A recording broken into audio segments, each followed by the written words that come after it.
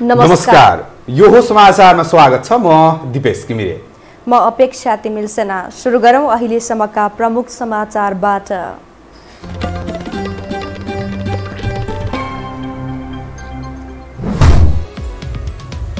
नेकपा खारेज गर्ने आफ्नो फैसला विरुद्ध सर्वोच्च अदालतले पुनर्अवलोकन गर्न मानेन। एमाले र माओवादी केन्द्र यथावत।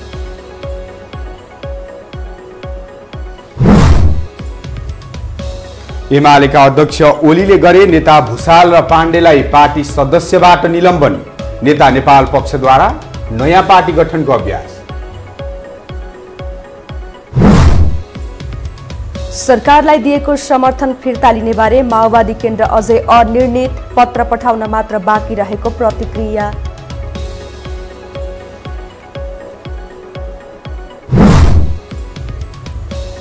फास्ट ट्र्याकको सुरुङ र पुल निर्माणको दोस्रो चरणको प्रक्रिया रद्द गर्न संसदीय समितिको निर्देशन। खरिद अनुगमन चुस्त बनाउन सुझाव।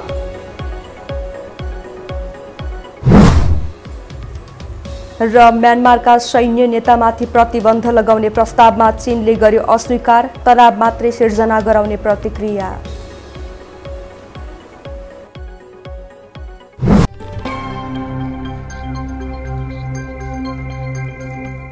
अब समाचार विस्तारमा। नेपाल कम्युनिस्ट पार्टी नेकपा खारेज गर्ने सर्वोच्च अदालतको फैसला विरुद्ध पुनर्अवलोकन नहुने भएको छ। माओवादी केन्द्रका अध्यक्ष पुष्पकमल दाहालले दिएको पुनर्अवलोकनको निवेदनमा सर्वोच्चले सुनवाईको अनुमति आदेश दिन अस्वीकार गरेको हो। 2075 जेठ 3 गते भएको तत्कालीन एमाले र नेकपा माओवादी केन्द्र बीचको एकता भई बनेको नेकपालाई सर्वोच्च अदालतले गत फागुन 23 गते खारेज गरेको थियो भने ऋषि कट्टेलको नेकपालाई आधिकारिकता दिएको थियो। त्यसपछि एमाले र माओवादी केन्द्र बिउतिएका छन्।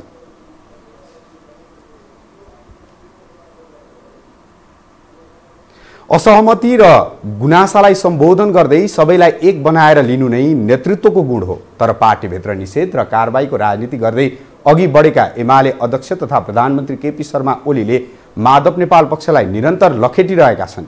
आखिर ओली के चाहन्छन् त? एक रिपोर्ट। प्रधानमन्त्री समेत रहेका एमाले अध्यक्ष केपी शर्मा ओलीले फागुन 28 मा नवौं महाधिवेशनबाट निर्वाचित पदाधिकारी खारेज गरिदिए। पार्टीका वरिष्ठ नेता माधव कुमार नेपाल पक्षले आफ्नो सहमति बिनै गरिएको निर्णयप्रति चर्को विरोध गर्दै निरन्तर ओली विरुद्ध विद्रोहको स्वर ओकलिरहेको छ। तर ओली सुन्ने पक्षमा छैनन्, बरु एकपछि अर्को कारबाहीको श्रृङ्खला मच्चाएका छन्। यसअघि नेता नेपाल र उपाध्यक्ष भीम रावललाई निलम्बन गरेका ओलीको कारबाहीको श्रृङ्खला बिहिबार उपमहासचिव घनश्याम भुसाल र स्थायी कमिटी सदस्य सुरेन्द्र पाण्डेलाई 6 महिनाका लागि निलम्बन गर्ने हदमा पुगेको छ, जसले असन्तुष्ट माधव पक्ष समानान्तर कमिटी निर्माण गर्दै फरक पार्टीको अभ्यास गरिरहेको छ। असहमति र गुनासाहरूलाई सम्बोधन गर्ने र सबैलाई एक बनाएर लिनुपर्ने जिम्मेवारीमा रहेका अध्यक्ष ओलीले आखिर के चाहेर यो सब गरिरहेका छन् त? पार्टी एकताबद्ध चाहनुहुन्छ, नेकपा एमाले सुदृढ चाहनुहुन्छ र त्यसका लागि नेकपा एमालेका नेता कार्यकर्तालाई अपिल आह्वान पनि गर्नुभएको छ। हिजो जहाँ जहाँ जे भयो त्यो कुरालाई हामीले महसुस गरौँ र नेकपा एमालेमा फर्केर नेकपा एमालेको विधान पद्धति प्रक्रिया अनुरूप हामी अगाडि बढौँ भनेर प्रधानमन्त्रीले आह्वान गरिसके पछाडि खास गरिकन फागुन 23 पछाडिको निर्णय पछाडि चैत्र 4 र 5 गते काठमाडौँमा पार्टीको औपचारिक ब्यानरको नाममा जुन भेला गरियो त्यो भेला भनेको एकदम गलत थियो। त्यो भेला गरे बापत त्यो भेलाको गर्ने पहल कदमी लिए बापत उहाँलाई स्पष्टीकरण सोधेर स्पष्ट चित्त नबुझेर कारबाही भएको हो। त्यस कारणले हिजो मोर्चाबन्दी गर्नुभयो भन्ने हिसाबले त्यो पूर्वाग्रह राखेर या निषेधको कुराले कारबाही भएको होइन। र अहिले पनि के भनिएको छ भने त्यो राम्रोसँग त्यहाँ पढ्दा थाहा हुन्छ, यदि उहाँहरू पार्टी निर्णय प्रक्रिया अनुरूप अगाडि बढ्न चाहनुहुन्छ भने त्यो कारबाही जुनसुकै बेला पनि हट्नु। ओली निकट नेताहरूका अनुसार तत्कालीन नेकपामा दाहाल नेपालको मोर्चामा आबद्ध माधव पक्ष एमालेमा फर्किएपछि पनि आफू विरुद्ध लाग्ने डरले ओलीले घेराबन्दी सुरु गरेका हुन्। आफूले पद छोड्नु परे कुर्सी नै भाँच्दिन्छु भन्ने रवैयाका साथ अघि बढेका ओलीले माधव पक्षलाई चिड्याउँदै गलाउने रणनीति लिएको पनि देखिन्छ। तर माधव पक्षलाई पन्छ्याएर शुद्धिकरण सहितको एमाले बनाउने अभियानमा जुटेका ओलीले अन्ततः संसद विघटनको बाटोमा जान चाहेको विश्लेषण समेत भइरहेको छ। सत्ता लम्ब्याउन दलहरू बीच कलह ल्याएर सहमति हुन नदिने र त्यसका लागि आफ्नै पार्टीबाट अन्तर्कलह सुरु गर्नुपर्ने भएकाले माधव पक्षलाई कारबाही गर्न तल्लीन बनेको विश्लेषकहरू बताउँछन्। किन माधव नेपाललाई चाहिँ प्रधानमन्त्रीले कारबाही गर्नु पर्यो भन्दा कारबाही गर्नुपर्ने परिस्थिति त होइन, किन गर्नुभयो भन्दा हो प्रधानमन्त्री चाहिरहेछन् संसद विघटन। त्यसको लागि पहिलो कुरो के छ भने अरूसँग भन्दा पनि आफ्नै पार्टीभित्र चाहिँ अन्तर्विरोध र अन्तर्कलह भएपछि माओवादीमा पनि त्यही नै छ, किनभने बादलहरू आफूसँग छन्। त्यो परिस्थितिले के हुन्छ प्रधानमन्त्रीलाई चाहिँ फेरि विघटन गर्न सजिलो बन्दै जानका लागि यो समानान्तर समिति गठन गर्दै जाने होइन, यसको यो अस्वाभाविक राजनीतिक बाटोमा चाहिँ लैजाने चाहिँ कोसिस हो भन्ने मैले चाहिँ बुझेँ। एमालेमा 2049 साल यता माधव नेपाल, झलनाथ खनाल र केपी शर्मा ओली नै निर्णायक प्रमुख पदाधिकारीको रूपमा रहँदै आएका छन्। तर उनीहरूको सैद्धान्तिक र वैचारिक मतभिन्नताले एमाले एक हुनबाट पटक पटक चुक्दै आएको छ। फलस्वरूप अहिले आएर त एमाले विसर्जनतिरै धकिलिएको छ। यो हो टेलिभिजनका लागि क्यामेरामा सञ्जय घिमिरेका साथमा सन्तोष विके-थापा, काठमाडौँ। एमाले भित्र पार्टी अध्यक्ष तथा प्रधानमन्त्री केपी शर्मा ओलीको निषेध र कारबाहीमा परेको माधव नेपाल पक्ष नयाँ पार्टीको अभ्यासमा अघि बढेको छ। एमाले भित्र ओलीसँग प्रतिवाद गर्न निकै कठिन हुने बुझेको नेपाल पक्षले नयाँ पार्टी निर्माणकै लागि समानान्तर कमिटी निर्माणलाई तीव्र बनाएको चर्चा चलेको छ। एक रिपोर्ट। नेकपा एमालेका वरिष्ठ नेता माधव कुमार नेपाल र झलनाथ खनाल पक्षले बुधबार काठमाडौँको बुद्धनगरमा आफू निकट युवा सङ्घको केन्द्रीय कार्यालय धुमधामका साथ उद्घाटन गर्यो। यो पक्षले यसअघि नै युवा सङ्घको समानान्तर कमिटी बनाइसकेको छ। चैत 4 र 5 गते काठमाडौँमा राष्ट्रिय भेला गरे लगत्तै समानान्तर गतिविधिमा अघि बढेको नेपाल पक्षले महिला सङ्घ र अनेरा सुब्युको समानान्तर कमिटी पनि घोषणा गरेको छ। केन्द्रमा मात्रै होइन, बिहिबार पोखरामा आयोजित भेलाबाट कास्की जिल्ला स्तरीय कमिटी समेत घोषणा गरिएको छ, जहाँ वरिष्ठ नेता नेपालले देशभर पार्टी संगठन निर्माण गर्ने र स्थानीय तह, प्रदेश र सङ्घको चुनावमा समेत आफैले टिकट दिने उद्घोष गरेका छन्। नेता नेपालले गरेको यो उद्घोष पछाडिको रहस्य भनेको उनी छुट्टै पार्टी निर्माणमा रहनु हो, किनकि पार्टी अध्यक्ष समेत रहेका प्रधानमन्त्री केपी शर्मा ओलीले यो पक्षलाई निषेध र कारबाही गर्दै नयाँ पार्टी निर्माणका लागि मार्ग प्रशस्त गरिसकेका छन्। एमाले भित्र रहेर ओलीसँग प्रतिवाद गर्न निकै कठिन हुने राम्ररी बुझेको नेपाल पक्षले त्यसकै तयारी स्वरूप नयाँ पार्टीको संरचना निर्माणमा जुटेको हो। नेता नेपालले बुधबार पार्टी कार्यालय राख्न शानदार घर खोजिरहेको अभिव्यक्तिले समेत यसलाई पुष्टि गर्छ। युवा सङ्घ फर्स्ट हुन पुगेको छ कार्यालय उद्घाटन गर्ने काममा। हामी सेकेन्ड हुन पुग्छौँ कि थर्ड हुन्छौँ थाहा छैन। हाम्रो पनि भवनको खोजी जारी छ र सबैको माझमा भन्न चाहन्छु, कुनै राम्रो ठाउँ पाउनुहुन्छ भने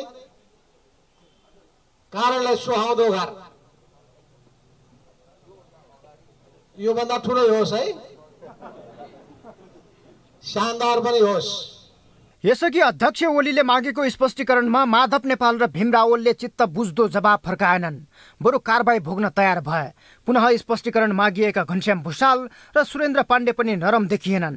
ओली प्रवृत्तिको घोर निन्दा गर्दै प्रश्नै प्रश्न तिर्स्याएपछि उनीहरू पनि निलम्बनमा परेका छन्। आफ्नो पक्षको प्रशिक्षणदेखि भेलामा समेत नेपाल पक्षले ओलीसँग कुनै पनि हालतमा एक हुने अवस्था नरहेको बताएको छ। उसले नयाँ पार्टी निर्माणमा लाग्नै पर्ने बाध्यता उल्याउँदै तल्लो तहसम्म सर्कुलर गरिरहेको छ। 2035 सालमा माले पार्टी बने यता मुख्य जिम्मेवारीमा 1 सत्र राज गरेका नेता नेपाललाई पहिलो पटक आफ्नै पार्टीले निलम्बन गरेको छ। यसले पनि करिब 4 दशक लामो ओली माधव सहयात्रा टुङ्गिने अवस्थामा पुर्याएको हो। त्यो छुट्टिने प्रक्रिया पुगेको छैन। अहिले केपी ओलीले निलम्बन गरे, हटाइदिएको हो नि त्यति त। निलम्बन भनेको पार्टीबाट हटाइदिएको होइन। माफ पाऊँ भन्दै जानेवाला जस्तो लाग्दैन माधव नेपाल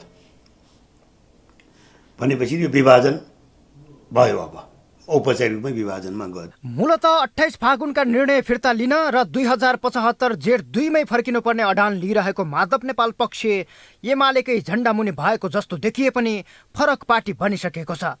तत्कालीन नेकपा दाहाल नेपालको मोर्चामा रहेको यो पक्ष अदालतले बिउताइदिएपछि आफ्नै पार्टीमा त फर्कियो, तर ओलीको पार्टी कब्जा गर्ने प्रवृत्ति विरुद्ध धेरै दिन लड्न सकेन। बरु फरक पार्टी नै बनाएर अघि बढ्ने निचोटमा पुगेको छ। तर स्थानीय तहदेखि प्रदेश र सङ्घमा आफ्नो पक्षबाट निर्वाचित जनप्रतिनिधिको पद गुम्ने चिन्ताले नयाँ पार्टी र नाम घोषणा गर्ने सवालमा यो पक्ष अलमलमा परेको देखिन्छ। यो हो टेलिभिजनका लागि क्यामेरामा सञ्जय घिमिरेका साथमा सन्तोष विकी थापा, काठमाडौँ। अब बाँकी समाचार। नेपाल कम्युनिस्ट पार्टी माओवादी केन्द्रले पत्र लेखेर समर्थन फिर्ता गर्न बाँकी रहे पनि सरकारलाई आफ्नो पार्टीको समर्थन नरहेको बताएको छ। केन्द्रीय कार्यालय कोटेश्वरमा आज बसेको स्थायी कमिटीको अनौपचारिक बैठकपछि नेता नारायण काजी श्रेष्ठले आफूहरूले समर्थन फिर्ता नलिएका कारण काङ्ग्रेस र जसपाले सरकारबारे निर्णय गर्न नसकेको कुरा सत्य नभएको बताउनुभयो। उहाँले स्थायी कमिटीको औपचारिक बैठक बसेर केही दिनभित्रै समसामयिक राजनीतिबारे निर्णय लिने जानकारी दिनुभयो। पर्सि वा त्यसको भोलिपल्ट स्थायी कमिटीको औपचारिक बैठक बस्दैछौँ। यो अनौपचारिक बैठक औपचारिक बैठकको तयारीको बैठक हो।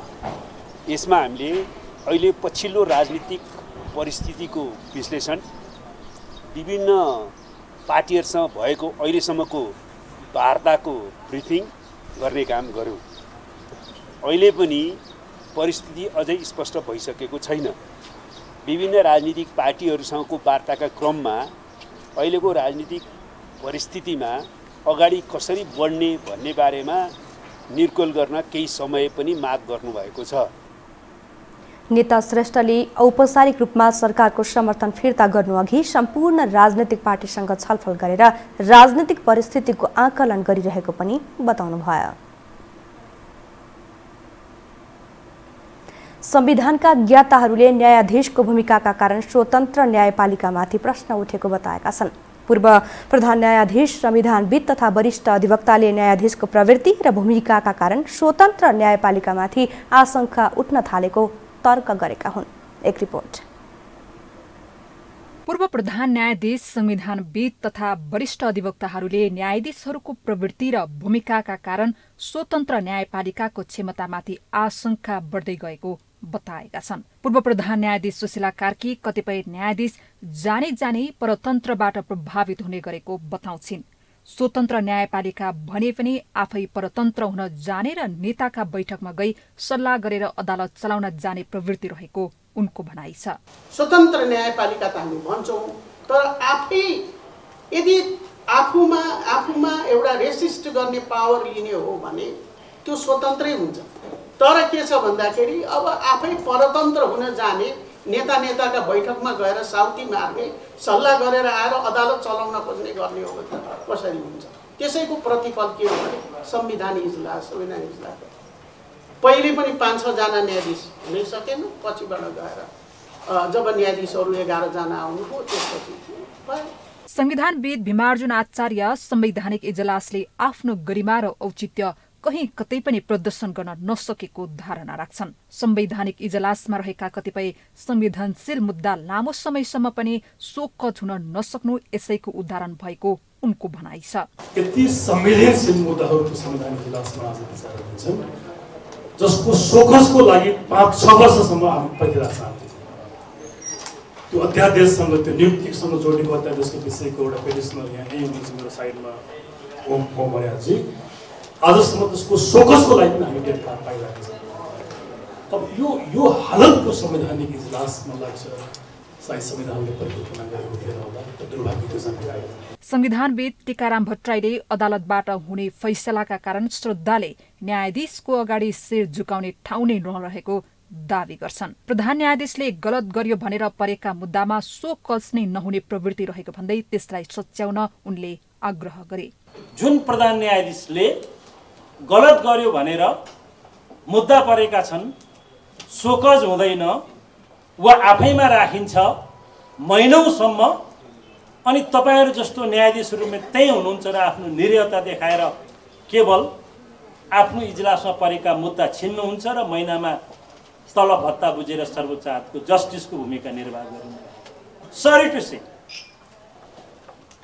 यो अवस्था कहिलेसम्म रहन्छ मुलुकमा? वरिष्ठ अधिवक्ता डाक्टर चन्द्रकान्त गेवालीले आफैले हालेका 6-7 वटा मुद्दामा 1.5 वर्ष भइसक्दा पनि शोकज हुन नसकेको बताए। त्यस्तो स्थितिमा संवैधानिक इजलासले संविधानवादको बाटोमा हिँडाउँछ भन्ने महसुस गर्न नपाएको उनको भनाइ छ। गत साल 76 सालको असोजमा हालेको अहिलेसम्म शोकज आएन, 1.5 वर्ष भइसक्यो। शोकज नभएका यो लकडाउनभन्दा पूर्व चैत्रसम्म मैले 76 साल असोजदेखि चैत्रसम्म 7 वटा मुद्दा शोकजै आएन। यस्ता त कति छन्। मैले एउटा उदाहरण मात्रै, एउटा सानो उदाहरण मात्रै दिएको। शोकज नभइकन 77 साल आज चैत्र भइसक्यो। यो अवस्थामा कसरी चाहिँ संवैधानिक इजलासले अब यो चाहिँ काम गर्छ या संहिता समावेशतालाई यसले संविधानवादको बाटोमा या उसमा हिँडाउँछ भन्ने चाहिँ अब महसुस गर्ने हो। यो चाहिँ मैले वास्तवमा महसुस गर्न पाएको छैन। राष्ट्रिय सभा सदस्य रामनारायण बिडारी अदालतले मुद्दाको गाम्भीर्य हेरेर समयमै फैसला गर्न नसकेको बताउँछन्। सर्वोच्च अदालतका न्यायाधीश, प्रधान न्यायाधीश र प्रधानमन्त्रीले गल्ती गरेमा कारबाही गर्नै नपर्ने गरी अदालतबाट फैसला आउनु पनि गलत भएको उनको भनाइ छ। कस्टेलको मुद्दा हाल्यो कहिले, फैसला गर्यो कहिले, परिणाम अहिले के भयो त्यसमा उत्पाद। त्यही बेला 3 महिना गरे हुँदैन, दाइर खाएर खुवाइ बसिहाले। मुद्दा परेपछि त ठ्याक्क चाहिँ त्यो मुद्दालाई फैसला गरिदिए भए त उही बेला कुरो टुकिन्थ्यो नि। कुरा कडा छ तर कुरा यही। अनि कानुन बर्खिलाफ मैले गरे तपाईँ सजाय गर्ने, म त सर्वोच्च बेडारीमा सजाय किन नगर्ने भन्ने। प्रधान न्यायाधीशले वा प्रधानमन्त्रीले कानुन विपरीत काम गर्यो भन्ने ठहर भयो भने के पनि नगर्ने, केही बोल्नु पर्दैन। कस्तो न्यायाधीश भनेर जनताले भन्यो भने के गर्ने। सरकारवालाहरू समयमै फैसला गर्न नसक्ने अदालतको औचित्य नहुने तर्क गर्छन्। न्यायपालिकालाई बर्बाद गर्न न्यायाधीशहरू नै लागि परेको उनीहरूको दाबी रहेको छ। हामीसँग समाचार बाँकी नै छन्, अहिलेलाई विश्राम।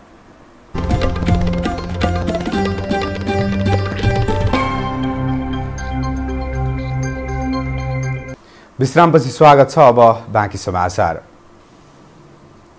प्रधानमन्त्री केपी शर्मा ओलीले गुणस्तरीय शिक्षाका लागि शिक्षकको गुणस्तर उकास्नुपर्ने बताउनु भएको छ। बालुवाटारमा आज आयोजित कार्यक्रममा प्रधानमन्त्री ओलीले विद्यार्थीको ध्यानाकर्षण हुने, विद्यार्थीले बुझ्ने खालको शिक्षण पद्धति अपनाउनु पर्ने बताउनु भएको हो।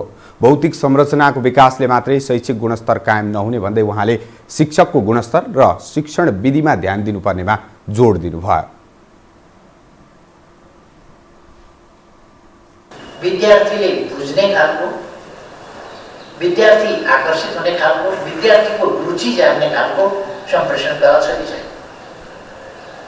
हामीले शिक्षकहरूको सम्प्रेषण कला, शिक्षण विधि, शिक्षण पद्धति त्यसमा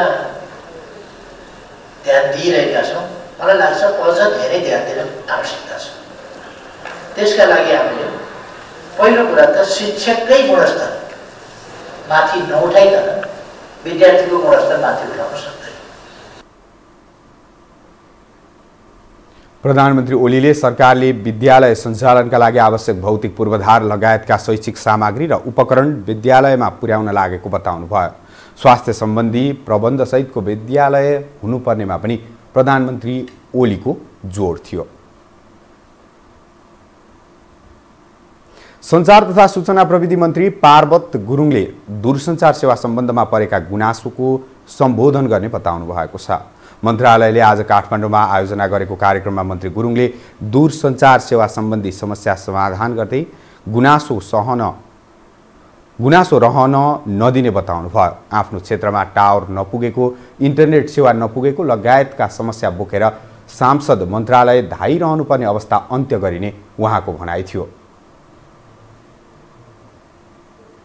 मानिसहरूले बेला बेलामा यो गाउँमा टावर पुगेन, यहाँ हाम्रो इन्टरनेट सेवा पुगेन र हामीलाई दूरसञ्चार सेवाको चाहिँ त्यहाँ गुणस्तर भएन भन्ने मानिसहरूको गुनासो पनि रहिरहने। यो गुनासो निरन्तर भइरहने, हामी मानिसहरू चाहिँ जहिले पनि त्यही गुनासो बोकेर मन्त्रालयमा धाइरहनु पर्ने, यस्तो परिस्थितिको अन्त्य पनि गरौँ। त्यो स्थितिबाट हामीले मानिसहरूले पनि त्यो बाटोबाट मुक्त लो अब इन्टरनेट सेवा पुग्यो, हाम्रो पूर्वाधार पुग्यो, हाम्रो टेलिकम सेवा चाहिँ अत्यन्त गुणस्तर छ भन्ने परिस्थितिमा मानिसहरूलाई पनि त्यो परिस्थितिबाट चाहिँ हामी विकास गरौँ। मन्त्री गुरुङले टावर निर्माणका लागि ठेक्का भएर पनि काम हुन नसकेको ठाउँमा समीक्षा गर्ने बताउनुभयो।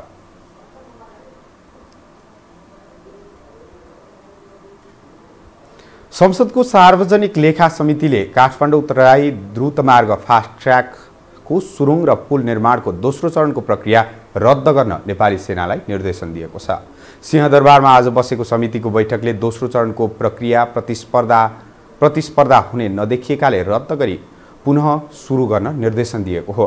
बैठकले सार्वजनिक खरिद अनुगमन कार्यालयलाई पनि यथाशक्य छिटो निर्देशिका तयार गरी अन्तर्राष्ट्रिय स्तरको सम्बन्धित कागजात जारी गरेर अवरोध हटाउन समेत निर्देशन दिएको छ।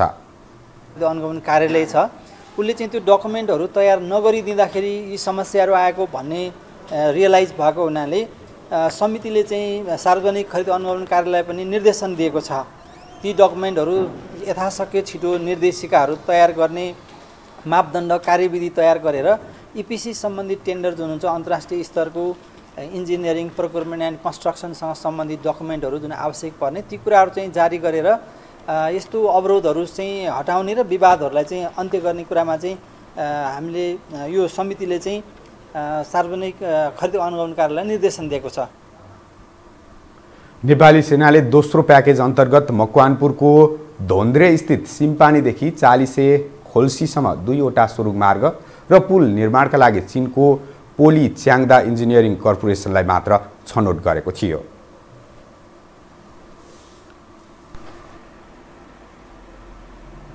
अब बाँकी समाचार। सर्वोच्च अदालतको न्यायाधीश पदमा प्रस्तावित कुमार चुडाल र नहकुल सुवेदीको संसदीय सुनवाई प्रक्रिया सुरु भएको छ। अदालतको न्यायाधीश पदमा प्रस्तावित चुडाल र सुवेदीलाई नियुक्त गर्न उपयुक्त छैन भन्नेमा स्पष्ट आधार खोली समिति समक्ष 10 दिनभित्र उजुरी दिन सूचना जारी गरेको थियो। यो अवधिभित्र 7वटा उजुरी परेको समिति सभापति लक्ष्मणलाल कर्णले बताउनुभयो। बैठकले हिजो चैत्र 22 गते उजुरीकर्तालाई बोलाई छलफल गर्ने र चैत्र 25 गते प्रस्तावित न्यायाधीशलाई बोलाई सुनवाई गर्ने निर्णय समेत गरेको छ। सर्वोच्च अदालतको न्यायाधीशको पदमा प्रस्तावित डाक्टर श्री कुमार चुडाल र नकुल सुवेदीका सम्बन्धमा उजुरीकर्तालाई समिति समक्ष उपस्थित गराउने प्रस्तावित व्यक्तिहरूलाई आमन्त्रण गरी छलफल गर्ने र सुनवाई प्रक्रिया सम्पन्न गर्ने लगायतका विषयहरूका सम्बन्धमा संसदीय सुनवाई समितिको कार्यविधि 2075 को दफा 15 को व्यवस्था बमोजिम सचिवालयले तयार गरेको मसौदालाई संशोधन सहित अनुमोदन गरिदिनु हुन अनुरोध गर्छु। 22 र 25 न्याय परिषदले उच्च अदालत पाटनका मुख्य न्यायाधीश चुडाल र सुर्खेतका मुख्य न्यायाधीश सुवेदीको नाम सर्वोच्चको न्यायाधीशका लागि सिफारिस गरेको थियो। डोमा घतानीका लागि विभिन्न पक्षबाट न्याय र जीवन रक्षाको लागि प्रयास भइरहेको छ। पीडितका आफन्त नेपाल मेडिकल काउन्सिल पुगेका छन्, तर काउन्सिलले पीडितको पीडालाई हल्का रूपमा लिएको छ। एक रिपोर्ट। सोलुखुम्बुको सोलु दुधकुण्ड नगरपालिका 6 थाटिङकी डोमा घतानीलाई न्याय दिलाउन सामाजिक अभियन्ताले पनि साथ दिने भएका छन्। उनको जीवन रक्षा गर्न र न्याय दिलाउन सामाजिक अभियन्ता र उनका आफन्त बिहीबार नेपाल मेडिकल काउन्सिल पुगेका छन्। गत जेठ 7 गते सोलुखुम्बु फाप्लु अस्पतालमा डोमाको पेट चिरेर बच्चा निकालिएको थियो। डाक्टर दिलीप कुमार शाहले शल्यक्रिया गर्दा कपडाको टुक्रा पेटमै छाडिदिएपछि उनी बिरामी परेकी थिइन्। 25 लाख खर्च गरेर उपचार गर्दा पनि उनी जीवन मरणको दासातमा छिन्। आर्थिक अवस्था कमजोरका कारण अब उपचारमा झनै समस्या हुने भएको कारणले गर्दा आज अभियन्ता र आफन्त मेडिकल काउन्सिल पुगेका छन् र हामी सम्पूर्ण अभियन्ताहरू उहाँको डोमा बहिनीको स्वास्थ्य उपचारको लागि हामी जुटेका छौँ र उहाँको जीवन रक्षा उहाँको न्यायको लागि हामी जुटेका छौँ र यो सम्बन्धी सत्य तथ्य छानबिन गरी संलग्न जोसुकै चिकित्सक तथा स्वास्थ्य कर्मी। यति यति मिडिया साथीहरूको अगाडि म भन्न चाहन्छु कि डोमा घतानी बहिनी जति अन्यायमा पर्नु भएको छ उहाँको क्षतिपूर्ति दिलाएर उहाँलाई न्याय दिलाएर अनि मात्रै हामी चाहिँ रेस्ट लिन्छौँ। तबसम्म उहाँले न्याय पाउनुहुन्न, उहाँले क्षतिपूर्ति पाउनुहुन्न र उहाँले उपचार चाहिँ पाउनुहुन्न, न्याय पाउनुहुन्न सरकारबाट, तबसम्म हामी चाहिँ यो केसबाट पछाडि 1 इन्ची पनि हट्दैन। यो केसमा आबद्ध हुनुहुन्छ डाक्टर त्यो टिम छ, उहाँहरूले यो अवश्य पनि हेर्नुहुन्छ यो न्युज। मेरो नाम मिन बुढाथोकी हो, म एउटा अभियन्ता हुँ र म तपाईँलाई च्यालेन्ज गर्न चाहन्छु, तपाईँ अपराधी हो, तपाईँलाई कारबाही हुनुपर्छ। कारबाही भएन भने हामी सोलुमा गएर तपाईँलाई थुतेर कारबाही गर्छौँ। यस क्रममा पति सुनिल र आफन्त पनि न्याय माग्न मेडिकल काउन्सिल गए, तर प्रमाण नपुगेको भन्दै काउन्सिलले उनीहरूको उजुरी दर्ता नै गरेन। त्यसैले डोमाले न्याय र उचित उपचार पाउनेमा आशंका बढेको छ। हामी सोलुखुम्बुमा गएर 4 चोटि बैठक बस्दा पनि उहाँहरूले निष्कर्ष केही निकाल्नु भएन, त्यही भएर हामी अगाडि प्रोसेस चालेको। न्याय त अब यो कहाँ जा कता जा भनेर फाइल खोजेर ल्याए भन्दा त हामी त सकिँदैन।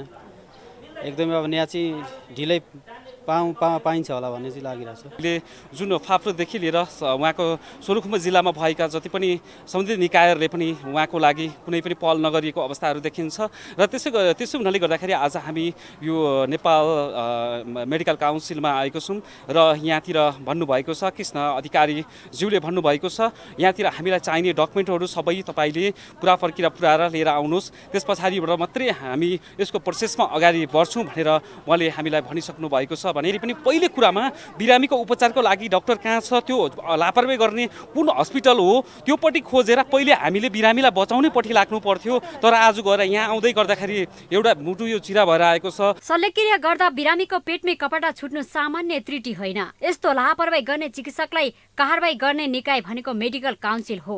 त्यसैले काउन्सिल लगायत सरकारका अन्य निकाय गम्भीर बन्न आवश्यक छ। यो हो टेलिभिजनका लागि क्यामेरामा सञ्जय घिमिरेका साथमा लीलामाया ठटाल, काठमाडौँ। चागुनारायण नगरपालिकाले निर्माण गर्न लागेको खेल मैदानमा ठेकेदार कम्पनीले मापदण्ड विपरीत बालुवा उत्खनन गरिरहेको पाइएको छ। विश्व सम्पदा सूचीकृत चागुनारायण मन्दिर र सो वरिपरि रहेका बस्ती समेत जोखिममा पर्ने गरी सरकारी सम्पत्तिको चोरी निकासी भइरहेको स्थानीयले आरोप लगाएका छन्। एक रिपोर्ट। भक्तपुरको चागुनारायण नगरपालिका 4 मा निर्माण हुन लागेको खेल मैदानमा ठेकेदार कम्पनीले मापदण्ड विपरीत बालुवा उत्खनन गरिरहेको छ। ठेकेदार कम्पनी आगन्जा कन्स्ट्रक्सन प्रणालीले नगरपालिकासँग भएको सम्झौता विपरीत जमिनको तहभन्दा करिब 25-30 फिट तल बालुवा उत्खनन गरेको हो। करिब 93 रोपनी क्षेत्रफलमा निर्माण हुन लागेको खेल मैदान 2079 जेठ मसान्तसम्ममा निर्माण सम्पन्न गर्ने गरी 2077 असार 17 गते आगन्जासँग सम्झौता भएको थियो। यही सम्झौता अनुसार ठेकेदार कम्पनीले जमिनको तहसम्म सम्याउने र त्यस क्रममा निस्किने माटो, बालुवा तथा अन्य निर्माणजन्य सामग्रीको उत्खनन र बिक्री गर्न पाउने गरी 8 करोड 64 लाख रुपैयाँ जिम्मा पाएको थियो। तर नगरपालिकासँग भएको सम्झौता विपरीत ठेकेदार कम्पनीले बालुवा उत्खनन गरेर बस्ती नै जोखिममा पारेको भन्दै स्थानीयले गुनासो गरेका छन्। चाँडोभन्दा चाँडो चाहिँ सम्बन्धित निकायले चाहिँ यसलाई चाहिँ हेरोस् र कारबाहीको लागि चाहिँ अगाडि बढोस् भन्ने हामी यहाँ स्थानीय जनताको तर्फबाट म भन्न चाहन्छु। यसलाई चाहिँ यहाँको लोकल ठेकेदारहरूलाई दिएको एउटा ठेक्कामा चाहिँ मापदण्ड भन्दा उहाँहरू चाहिँ झन्डै 80-90 फिटसम्म तल गएर यहाँको बालुवाहरू निकालेर उत्खनन गरेर बेचबिखनमा लाग्नु भएको छ। यसको विरोध गर्दछौँ हामी। चागुनारायण नगरपालिकाले पनि ठेकेदार कम्पनी आगन्जाले यसअघि पनि बारम्बार मापदण्ड विपरीत बालुवा उत्खनन गरी बिक्री वितरण गर्दै आएको स्वीकार गरेको छ। 1 महिना अघि नै उक्त कार्य रोक्न नगरपालिकाले दिएको निर्देशनलाई ठेकेदार कम्पनीले अटेर गरेका छन्। स्थानीयबाट विवाद आउने बित्तिकै वा गुनासो आउने बित्तिकै हामी तत्काल त्यसको निरूपण र फेरि त्यसलाई पूर्ण लाउने काम हामीले गरिरहेछौँ। आजभन्दा 1 महिना अगाडि पनि त्यसै जिल्ला प्रशासन मार्फत त्यसको गुनासो आएपछि हामी तत्काल गएर सबै ग्राउन्ड लेभलमा ल्याएर छोडाएको थियौँ र उसलाई सम्झौता बमोजिम काम गर भनेर दिए काम छोड्यौँ। बिहिबार बिहान पनि ठेकेदार कम्पनीले करिब 10 ठाउँमा जमिनभन्दा 25-30 फिट मुनि गएर बालुवा उत्खनन गरिरहेको थियो। तर स्थानीयको कडा विरोधपछि तत्काल ती स्थानमा डोजर लगाएर सम्याउने काम भएको छ। अब पालो आर्थिक समाचारको।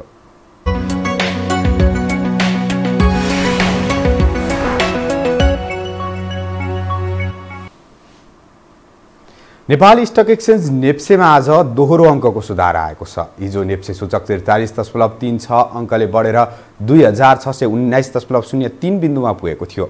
नेप्सेका अनुसार आज सूचक 12.88 अङ्कले बढेर 2631.90 बिन्दुमा पुगेको छ भने आज 7 अर्ब 25 करोड बराबरको कारोबार भएको छ। आज कारोबार भएका 12 समूहमध्ये 4 समूह बाहेक अन्य सबै समूह बढेका छन्। आज 8 कम्पनीको शेयर मूल्यमा पोजिटिभ सर्किट लागेको छ। हामीसँग अन्तर्राष्ट्रिय र खेल समाचार अझै बाँकी छन्। अहिलेलाई विश्राम।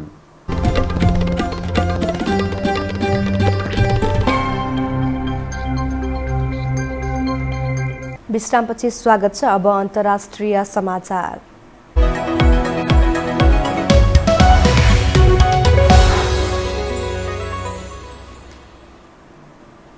संयुक्त राष्ट्रसङ्घको सुरक्षा परिषदको एउटा आपतकालीन बैठकमा म्यानमारका सैन्य नेतामाथि प्रतिबन्ध लगाउने प्रस्तावलाई चीनले अस्वीकार गरेको छ।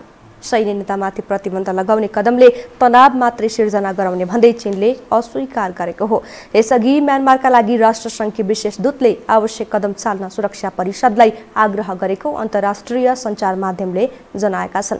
अधिकार कर्मीहरूका अनुसार सैन्य कू गरिएको 2 महिनामा 500 भन्दा बढी प्रदर्शनकारी सुरक्षाकर्मीबाट मारिएका छन्। गत शनिबार एकै दिन 100 जना भन्दा बढी प्रदर्शनकारी सुरक्षाकर्मीबाट मारिएपछि ब्रिटेनको आग्रहमा सुरक्षा परिषदको आपतकालीन बैठक डाकिएको थियो।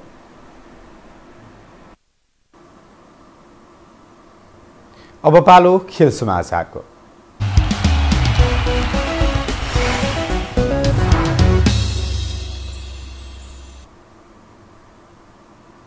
आहारा गोल्ड कपको उद्घाटन खेलमा आयोजक सहारा क्लब पोखरा र एपीएफ बीच प्रतिस्पर्धा हुने भएको छ। मुफस्सलकै चर्चित राष्ट्रिय फुटबल प्रतियोगिताको उद्घाटन खेलमा आयोजक सहारा क्लब र एपीएफ भिड्ने भएका हुन्। पोखरा रङ्गशालामा हुने प्रतियोगिता चैत 21 देखि 28 गतेसम्म सञ्चालन हुनेछ।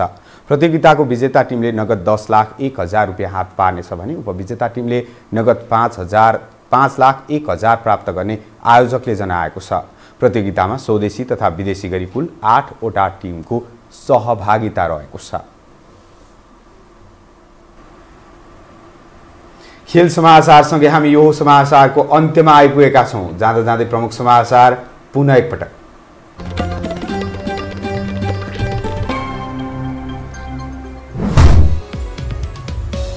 नेकपा खारेज गर्ने आफ्नो फैसला विरुद्ध सर्वोच्च अदालतले पुनर्अवलोकन गर्न मानेन।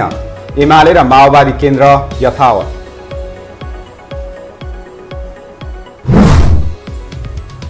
एमालेका अध्यक्ष ओलीले गरे नेता भुसाल र पाण्डेलाई पार्टी सदस्यबाट निलम्बन। नेता नेपाल पक्षद्वारा नयाँ पार्टी गठनको अभ्यास।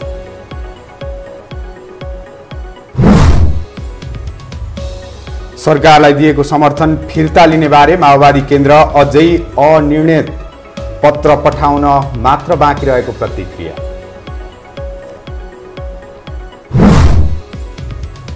फास्ट्र्याकको सुरुङ र पुल निर्माणको दोस्रो चरणको प्रक्रिया रद्द गर्न संसदीय समितिको निर्देशन। खरिद अनुगमन चुस्त बनाउन सुझाव।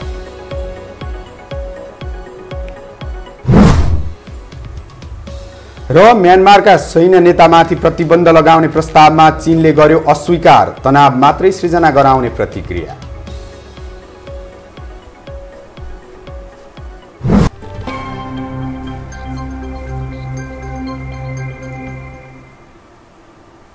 हवस् त यो हो समाचार सकियो। समाचार बुलेटिनका साथै यो टेलिभिजनका सम्पूर्ण कार्यक्रम योहो टेलिभिजन.com, योहो खबर.com, युट्युब र फेसबुकमा पनि पढ्न र हेर्न सक्नुहुनेछ। मोबाइलमा योहो टिभी एप डाउनलोड गरी हामीलाई प्रत्यक्ष हेर्न सक्नुहुनेछ। तथ्य सहितको निष्पक्ष समाचारका लागि हेर्दै रहनुहोला योहो टेलिभिजन। नमस्कार।